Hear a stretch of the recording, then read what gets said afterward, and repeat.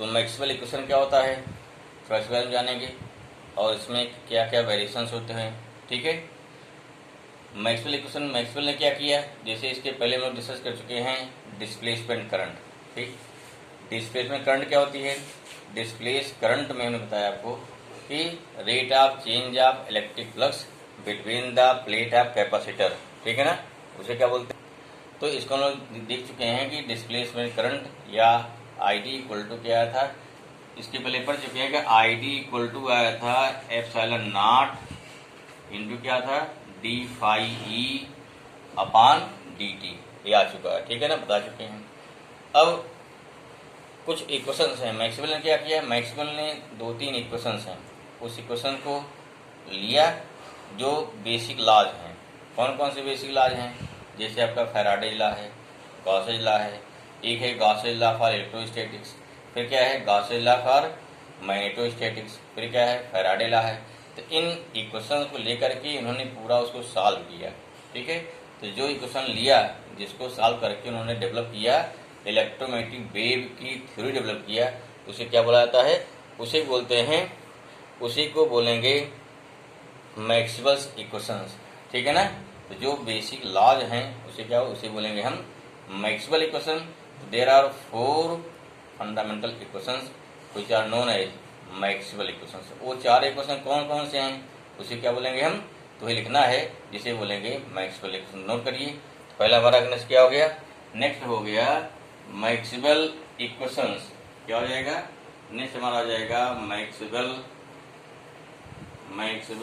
Equation, Maxwell equation. ठीक है, इसमें क्या होता है, हमने देयर आर 4 बेसिक लॉज, जो बेसिक लॉज हैं उसी बोलते हैं मैक्सवेल इक्वेशन बोलते हैं। ठीक है ना, तो यहाँ क्या लिखिए, Maxwell found that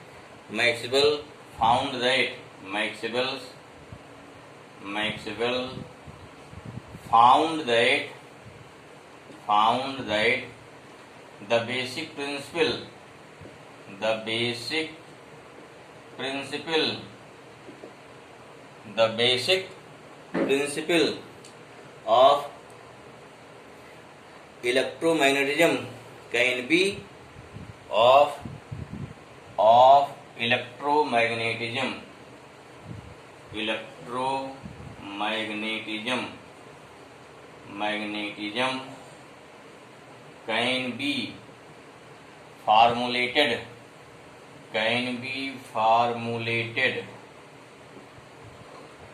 be formulated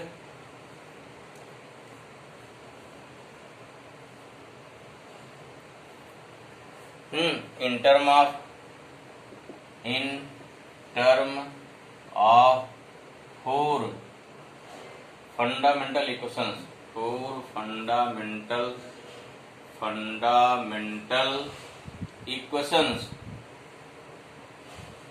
which are known as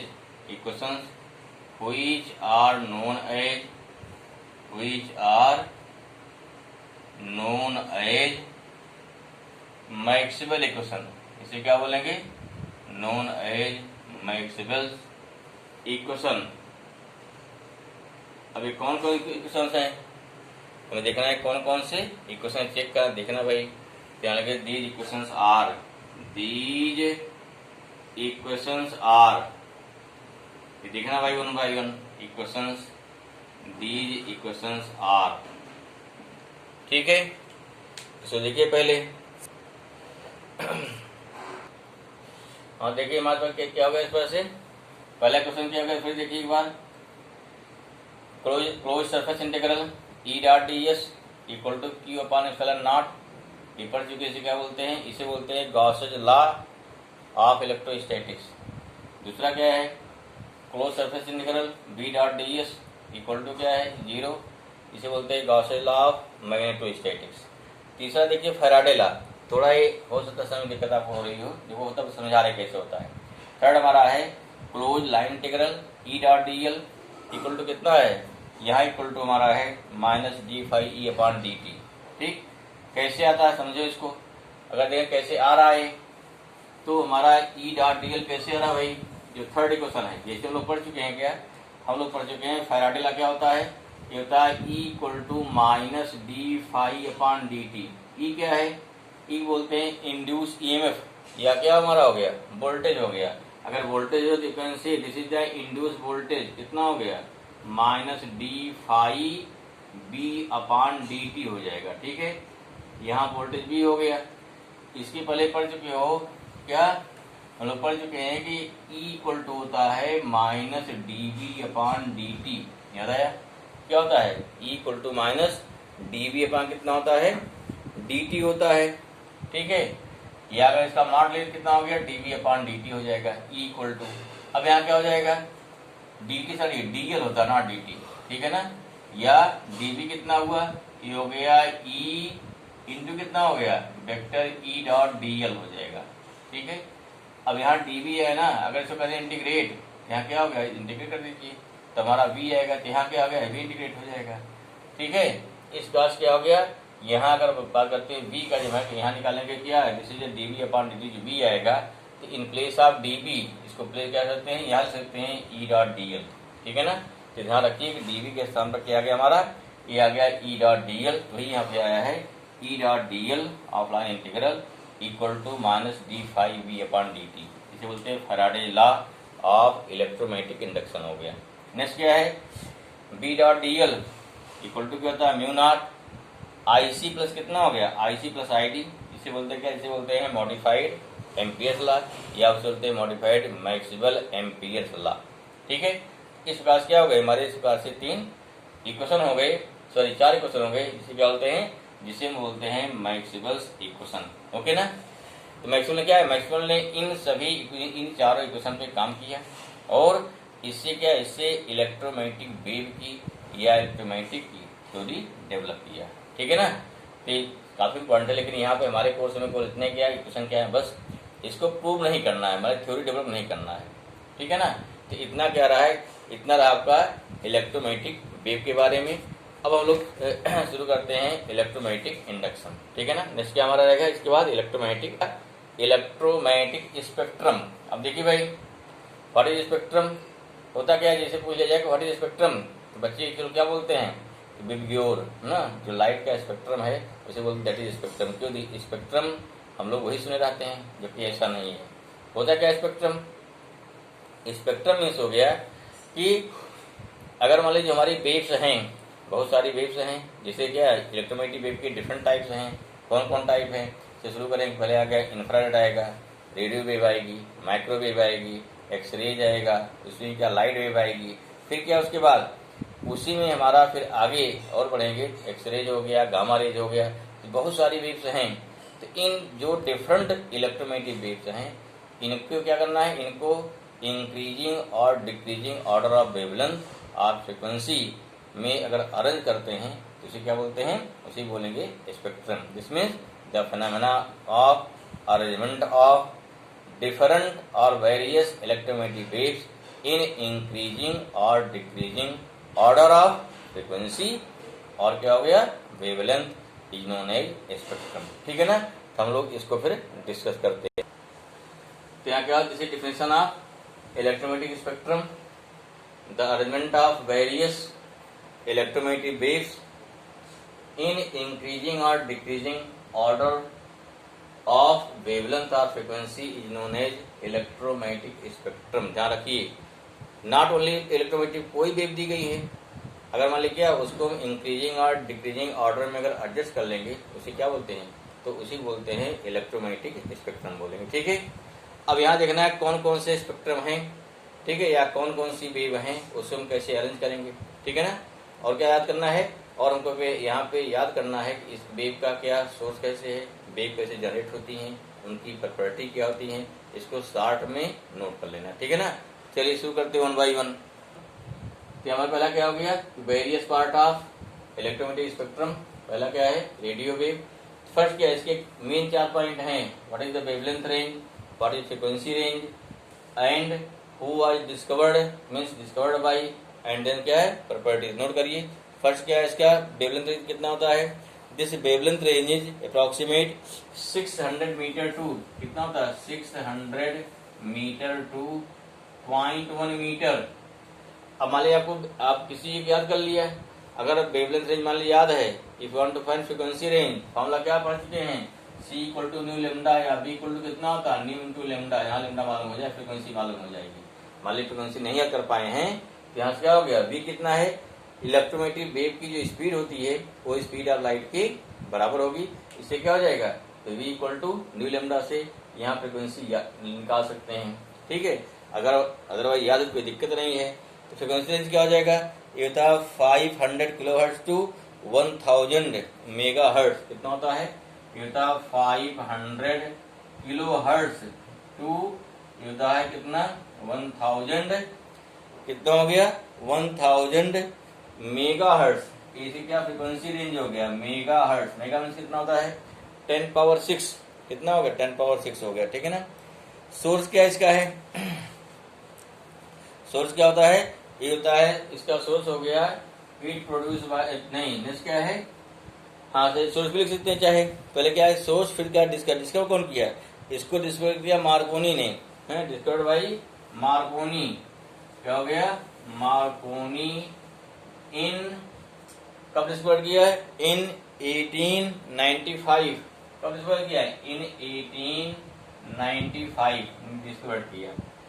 properties क्या इसकी है, it follows reflection and diffraction. क्या है ये, क्या फॉलो करेगी, रिफ्लेक्शन फॉलो करेगी, लॉ ऑफ रिफ्लेक्शन पढ़ाना, law of reflection, law of क्या हो गया रिफ्रैक्शन, इसको फॉलो करेगी।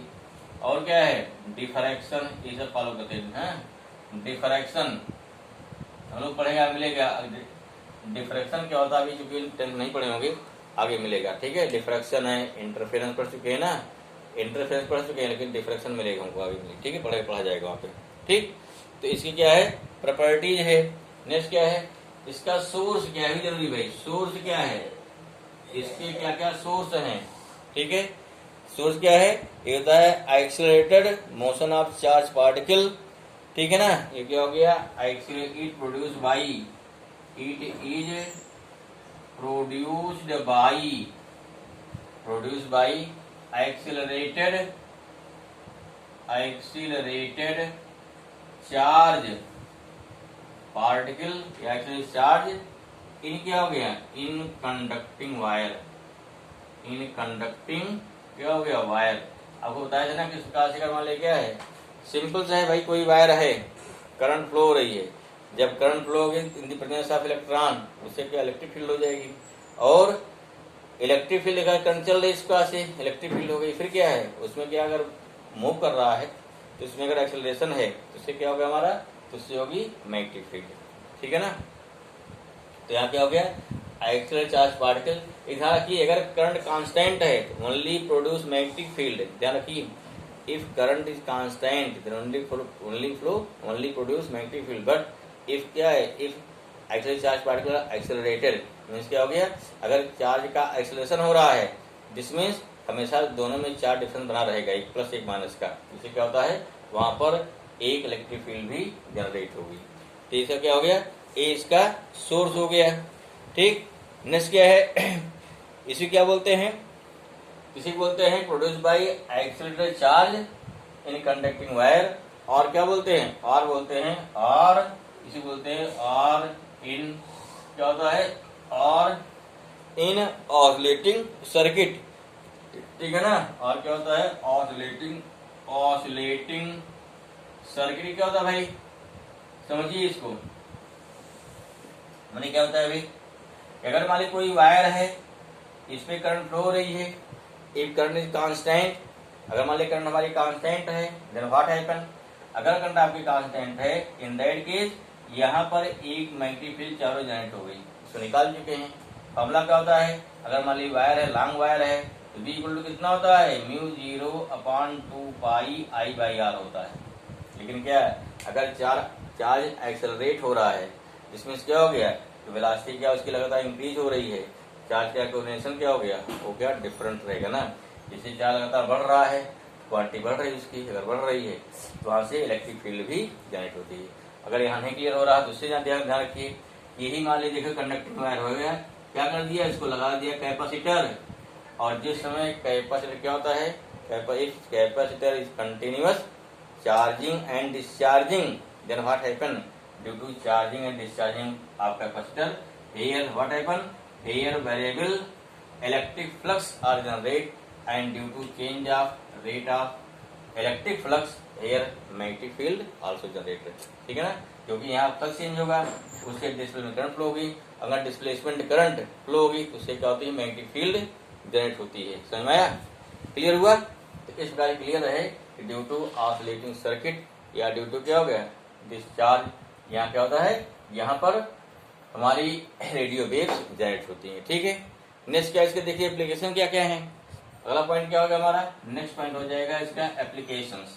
ठीक है, तो अगला क्या है, एप्लीकेशंस और यू कैन से व्हाट इज इसके यूज। ठीक है ना, तो यहाँ इसका यूजेज आ गया। अगला पॉइंट हो गया uses of radio waves, uses of क्या हो गया, रेडियो वेव। इसके क्या क्या यूज है भाई, देखिए इसके इसे कौन कौन से यूज, क्या हो गया, यूजेज ऑफ रेडियो क्या हो गया, radio wave in radio and television communication system, and दूसरा क्या होता है, दूसरा होता है रेडियो एस्ट्रोनॉमी म्यूजिक। ठीक है ना, अब क्या देखा आपने बताया, फ्रीक्वेंसी रेंज कितना हमारा 500 किलोहर्ट्ज से 1000 का मेगाहर्ट्ज। इसमें क्या, इसमें आपके वेरियस पार्ट होते हैं, कौन कौन से पार्ट हैं इसको हमको देखना है। ठीक है ना, तो नेक्स्ट पॉइंट हमारा क्या हो गया, various part of radio wave कौन कौन से हैं भाई, इसको मिटा दे रहे हैं इधर, क्या समझ में नोट। ये चीज इंपॉर्टेंट है, जब पूछ लिया कि कौन कोई पार्ट दिया, टेलीविजन है तो टेलीविजन में कौन सा पार्ट या किस फ्रिक्वेंसी रेंज की वेव यूज होगी। ठीक है ना, या सबसे ज्यादा सेलुलर फोन, जो लोग फोन यूज करते हैं तो उसमें क्या, उसमें भी रेडियो वेव आती है, तो सेलुलर फोन में कौन सी फ्रिक्वेंसी रेंज यूज करते हैं। ठीक, एक बहुत छोटे छोटे जो पिट है, छोटे छोटे पॉइंट्स हैं, हमको वो याद रखना, ध्यान रखना है। कोई एक छोटी पूछ ली जाएगी, अगर आपको उसमें आता है आंसर सही है, नहीं आता है तो क्या हो जाएगा, रॉन्ग हो जाएगा। ठीक है ना, तुम्हारा क्या various part of radio wave, पहला क्या 540 किलोहर्ट्ज टू 16 किलोहर्ट्ज, इसके उसे बोलते हैं मीडियम वेव, और इसे बोलते हैं AM band, means amplitude modulation या amplitude modulated band. Band means क्या होगा, फ्रिक्वेंसी रेंज। नेक्स्ट क्या है 3 मेगाहर्ट्ज टू 30 मेगाहर्ट्ज, इसे बोलते हैं शॉर्ट वेव एएम बैंड। अगला क्या है 88 मेगाहर्ट्ज टू 108 मेगाहर्ट्ज, इसे बोलते हैं एफएम ब्रॉडकास्ट और बोलते हैं फ्रिक्वेंसी मॉड्यूलेटेड ब्रॉडकास्ट। नेक्स्ट क्या है 54 मेगाहर्ट्ज टू 890 मेगाहर्ट्ज, इसे बोलते हैं टीवी वेव। देखो टेलीविजन में जो ब्रॉडकास्ट होता है उसके लिए फ्रिक्वेंसी कितना होता है, उसके लिए फ्रिक्वेंसी हमारा हो गया 54 megahertz to 890 megahertz and 840 megahertz to 935 megahertz, this use for cellular mobile phones. Okay, clear हुआ? चलिए नेक्स्ट देखते हैं इसके बाद अगला। नेक्स्ट क्या भाई, अगला देखिए नेक्स्ट क्या, तुम्हारा क्या होगा भाई माइक्रोवेव। इसका क्या लेंगे, वेवलेंथ रेंज कितना है 0.3 metre to 10⁻³ metre. Frequency range कितना हो गया इसका 10.9 हर्ट्ज टू 1012 हर्ट्ज। हमने क्या तो कुछ एक याद रखेंगे, दूसरा क्या है ऑटोमेटिक हो जाता है, तीसरे का डिस्कवर्ड बाई कौन खोजा, मार्कोनी नहीं खोजा इसको 1895 में। इसकी प्रॉपर्टी क्या होती है, रिफ्लेक्शन जानते हैं आप, रिफ्लेक्शन है, रिफ्रैक्शन है, डिफ्रैक्शन है, और क्या है पोलराइजेशन। देखो हमारी डिफ्रैक्शन थोड़ा जान लो यहाँ पे। लाइट रे क्या होती है, light ray travel the straight line. आप जानते हैं ना कोई चीज क्या है, अगर कोई चीज नॉर्मल वे में कोई समस्या नहीं। आप देखिए सिंपल होता है आपके स्कूल में ही, मतलब क्या है अगर कोई स्टूडेंट नॉर्मल बिहेवियर तो कोई समस्या नहीं है, लेकिन अगर मान लीजिए उसका बिहेवियर थोड़ा एबनॉर्मल हुआ, थोड़ा चेंज हुआ, तो लोग क्या करते हैं, लोग उसी के अकॉर्डिंग क्या उसका नाम रख देते हैं। ठीक है ना, ठीक, ये आप लोग भी नामकरण करते हैं ना, ठीक है, डिफरेंट टीचर नामकरण कर देते हैं ऐसे, उसका क्या बिहेवियर है, कैसे उसके बेस पे। जैसे कोई लड़का चुप बैठता है, क्या नाम था देखेंगे भाई तुम चुप्पा हो, ज्यादा बोलता है तो बाचाल, मतलब इस तरह क्या है। ऐसे ही डिफरेंस क्या, लाइट का बिहेवियर क्या है, लाइट चलती है स्ट्रेट लाइन में, देखा है गया, ठीक है, पढ़े भी हैं। Light travel from one point to another point with क्या, with straight line. But what happen, देखा है अगर यही लाइट रे किसी शार्प क्या हो गया, होल हो गया या स्लिट हो गई, बहुत क्या शार्प स्लिट हो गई, यहाँ तो स्लिट बहुत पतली स्लिट है, या ब्लेड की धार है, इसे बोलते हैं sharp edge. When light ray travel from the sharp edge, ठीक है, या क्या है स्मॉल ऑब्स्टिकल, अगर वहां से लाइट पास होती है तो जो लाइट चलती है सीधी लाइन में वो क्या होती है, वो अपने पाथ से डेविएट हो जाती है। तो यही डेविएशन क्या है, इसी बोलते हैं डिफ्रैक्शन। मीन्स क्या है, मीन्स यहाँ लाइट ने अपनी प्रॉपर्टी को लूज कर दिया ना। When same light rays passes from fine slit sharp edge और क्या हो गया और small obstacle, then light ray deviate into क्या होता है साइड बोलते हैं, बाकी हम लोग डिटेल पढ़ेंगे। इसी बोलते हैं diffraction. What is polarization, light के वाइब्रेशन क्या हो रहे हैं, लाइट के डायरेक्शन सभी डायरेक्शन में क्या, लाइट हमारी लाइट जो हमारी वेव है सर, लाइट के जो वेक्टर्स हैं means electric vector magnetic vectors are vibrate in all possible direction, but when we observe such type of light which है वाइब्रेशन इन सिंगल डायरेक्शन, अगर क्या है ऐसी लाइट वेव जिसमें लाइट वेव का वाइब्रेशन कैसा होता है, अगर सिंगल डायरेक्शन हो रहा है उसे क्या बोलते हैं, उसे बोलते हैं पोलराइज वेव। अगले और डिटेल पढ़ा जाएगा। तो वही हमारी इवेंट क्या, that phenomena is known as बोलते हैं पोलराइजेशन। ठीक है ना। चलिए नेक्स्ट क्या है, and due to short wavelength it travel in form of beam. What is beam, माने बंच रूप में, ऐसा कंटिन्यू नहीं चलेगी, जैसे एक बंच गई पिघली जाएगी पिघली जाएगी, इसलिए क्या हो गया एक डायरेक्शन में चलती है। ठीक है ना। नेक्स्ट का सोर्स क्या है इसका भाई, सोर्स है it produce by oscillating current in special vacuum tubes like, नाम लगना है क्लिस्ट्रॉन है, मैग्नेट्रॉन है and Gunn diode. Gunn diode क्या GUNN होता है, ध्यान रखिए। ठीक है ना। अगर पूछा गया कि what is the source of microwave, क्या सोर्स होता है, klystron magnetron and Gunn diode. इसे क्या बोलते हैं, वैक्यूम ट्यूब, मैंने क्या ऐसी ट्यूब जिसमें क्या, जिसमें वैक्यूम में कोई एयर नहीं होती है, वहां जनरेट होती है।